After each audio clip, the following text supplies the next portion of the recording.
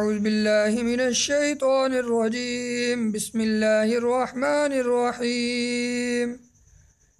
جی ناظرین، I am professor یاد محمد آپ کے لیے ایک نہایت آسان وظیفہ لے کر حاضر ہوا ہوں، جو کہ جن کی زبانوں میں لکنت ہے اور اٹک اٹک کر بولتے ہیں، وہ اس وظیفے کو ہر نماز کے بعد 7 مرتبہ پڑھیں۔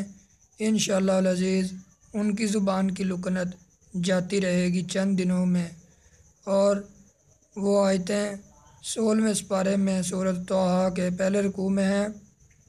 آیتیں کچھ اس طرح سے ہے: وَيَسِّرْ لِي أَمْرِي وَاحْلُلْ عُقْدَةً مِّن لِّسَانِي يَفْقَهُوا قَوْلِي صدق اللہ العظیم۔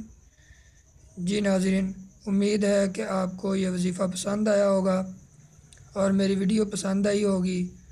اس کو لائک، شیئر اینڈ سبسکرائب ضرور کریں۔ والسلام، پروفیسر یاد محمد۔